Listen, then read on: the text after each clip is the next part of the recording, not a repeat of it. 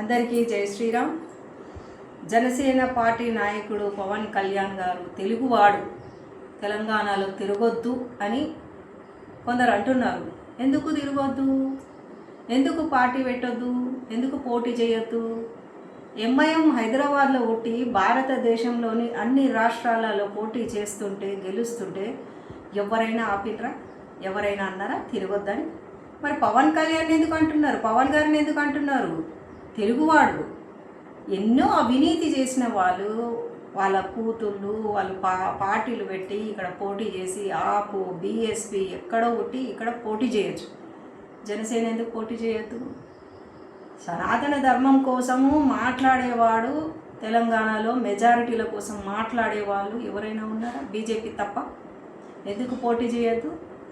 మైనారిటీలకు ముళ్ళు గుచ్చితే పంటితో పీకే మీరు మెజారిటీలకు ఏ మొరగబెట్టిరని గుళ్ళోని కూలగొడుతుంటే ఎవరైనా నోరు తెరిచిరా? మాట మాట్లాడిరా? ఆ విగ్రహాలని విరగొడుతుంటే, అమ్మవారి విగ్రహాలను విరగొడుతుంటే ఒక్కరైనా ఏ పార్టీ అయినా నోరు తెరిచి మాట్లాడిందా? మరి ఎందుకు పవన్ గారిని ఎందుకు వద్దంటున్నారు?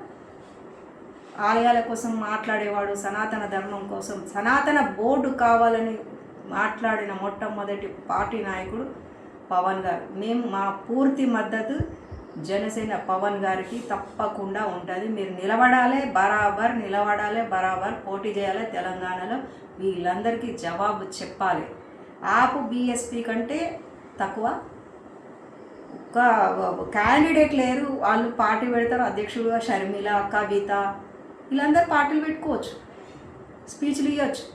కానీ దేవుళ్ళకి, గుళ్ళకి, ధర్మానికి ఏదైనా వ్యతిరేకంగా ఎవరైనా మాట్లాడితే ఎవ్వరూ నోరు తెరవరు. అదే పాలస్తీనాలో మాట్లాడితే ఇక్కడ ర్యాలీలు అవుతాయి, డబ్బులు పంపిస్తారు. మా కోసం మాట్లాడేటోళ్ళు, మెజారిటీల కోసం మాట్లాడేటోళ్ళు కావాలి. ఎంతమంది ఉన్నా సరిపోరు. మెజారిటీల కోసం మాట్లాడే ఒక్క పార్టీ లేదు బీజేపీ తప్ప. జై శ్రీరామ్.